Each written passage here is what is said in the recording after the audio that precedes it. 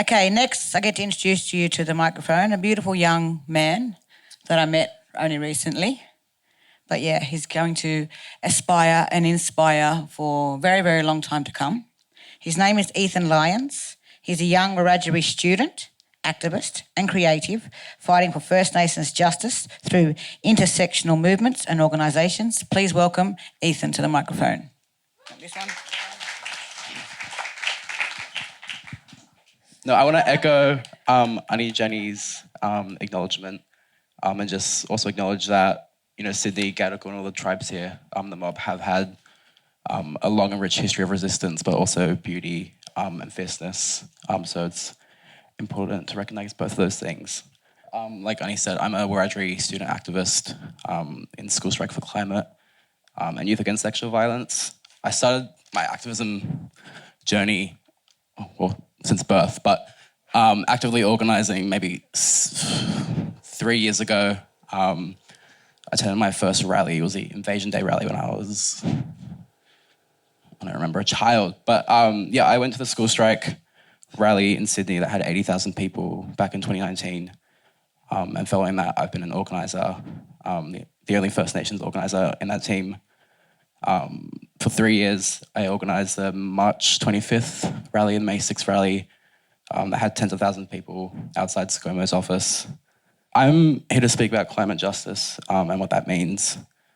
And climate justice to me isn't about environmentalism. Well, yeah, duh, but it's not solely focused on that. I think it is a First Nations justice issue. It is a trade union issue. It's a workers' issue. It's a women's issue, immigrants' issue. And that's why, I think I do my work to fight for these intersecting issues. Yeah, climate justice to me, it's rooted in anti-colonialism.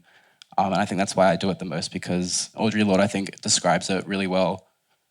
She describes the master's house and the master's tools, so capitalism, patriarchy, and colonialism. They're three pillars that uphold oppression. So within climate justice, in our movements, in our organising, it's important to recognise those individual struggles and dismantle them individually. So, climate justice, I keep saying it, but for us Indigenous people, for us, Black mob, we have a culture that's embedded in country. It's a twofold relationship. We take, and then we have to give back.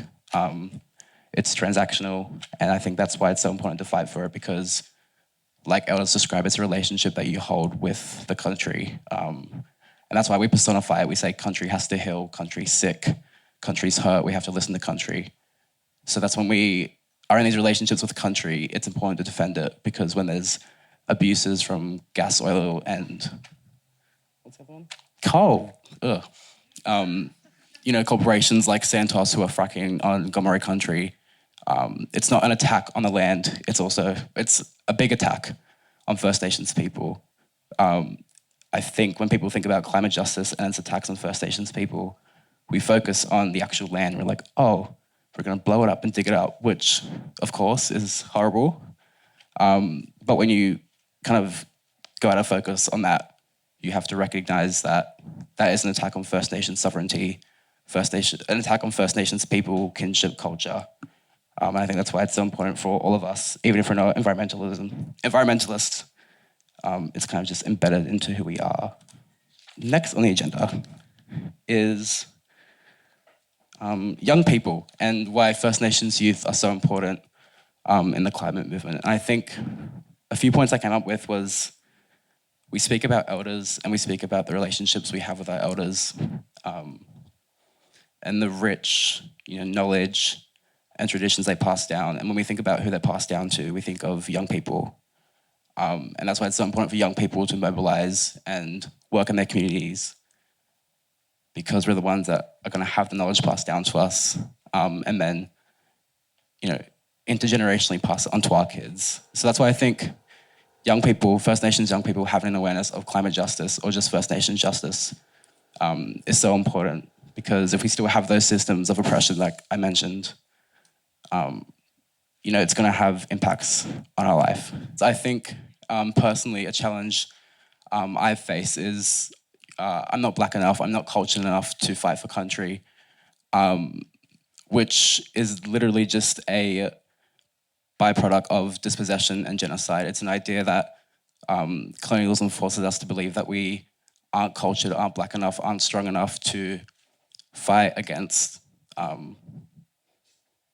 injustices for First Nations people. And yeah, when you have attacks on black people, on Gomeroi country, on Aboriginal country. Wirajuri country, the rice and that, all the water-intensive crops on our own country. Yeah. Stupid people. Yeah. Yeah, well, I guess my country, I guess that's the point that I also... I thought I said Our country. I'll just leave. No. So I guess another challenge has been, being raised in the city off country, off where my mob grew up where our country is. It kind of places this idea that, you can't fight for country because you're not on your country. That's it. Yeah, frack off. So because I'm not on my country, I felt that the only way I can connect to my country, connect to my culture is through activism. And it kind of brings back to a point, I don't know where she went, but Sister said that in your advocacy, in your activism, you have to kind of commodify your experiences, your trauma, your identity to be an activist. And I think that's why it's so easy for non-Indigenous people or non-people of colour or white people to kind of do their performative activism and say, I'm going to be an activist, and then go home. Because people of colour, Indigenous people, we go home and we don't have that choice to stop our traumas going on, our kind of trepidations about country and culture continue. So that's why I think it's a big issue, and that's why I think a lot of the Indigenous people, all my mob, are activists, because it's not something we can turn off and put away and put in the closet. It's something that we have to live by and live through. And what's special about your country? You go back home all the time. What draws you and brings you back there all the time? I've only been back to my country once. How old are you again? 16. Oh, God. Sorry, buddy. I thought you were a bit older than that. No. Oh, my goodness. Oh, my gosh. I'm actually 46. Yes. I thought you said because you're so white. I was like... whew. I never had that problem. Yeah. Well... Question and answers right now. Yes, I want to know about because climate, it's important.